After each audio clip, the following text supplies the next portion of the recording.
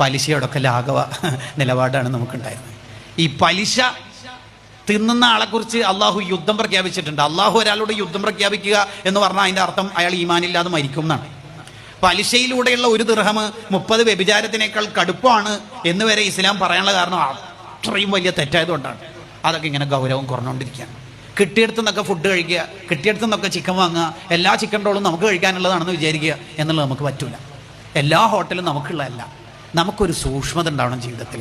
നമ്മളുടെ മക്കൾ കഴിക്കുന്ന ഫുഡ് പ്യുവർ ഹലാലായിരിക്കണം. ഈ ഹലാലല്ലാത്ത ഫുഡ് വയറ്റിലെത്തിയാൽ 3 പ്രശ്നങ്ങളാണ് ആദ്യഘട്ടത്തിൽ വരിക. ആദ്യഘട്ടത്തിൽ അത് വരും.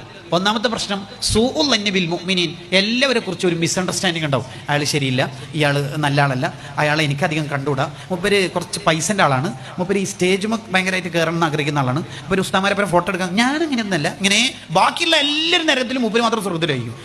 അകത്ത് ഹലാലല്ലാത്തത് വയറ്റിലെത്തിയാൽ എല്ലാവരെ കുറിച്ച് മൂപ്പർക്ക് മിസ്അണ്ടർസ്റ്റാൻഡിങ് ഉണ്ടാവും. ഒരാളും നല്ല ആളുണ്ടാവില്ല ലോകത്ത്, മൂപ്പരുണ്ടാവും നല്ല ആളായിട്ട്. ഇതിനെക്കുറിച്ച് മാത്രം ഒരു കിതാബുണ്ട് ഷെഹറാനി ഇമാമിന്, അൽ മൻഹജുൽ മുത്തഹർ എന്നാണ് ആ കിതാബിന്റെ പേര്. ആ കിതാബിന് വേറൊരു പേര് കൂടിയുണ്ട്, തതഹുറുൽ ജിസ്മി വൽ ഫുആദ് മിൻ സൂഇൽ അന്നി ബി അഹദിൻ മിനൽ ഇബാദ് എന്നാണ് ആ കിതാബിന്റെ പൂർണ്ണമായ പേര്. ആരും തെറ്റിദ്ധരിക്കരുത്. അതിന് പ്രശ്നം ഫുഡ് ഹലാലല്ലാത്ത കഴിക്കുമ്പോഴാണ്. ഹലാലല്ലാത്ത ഫുഡ്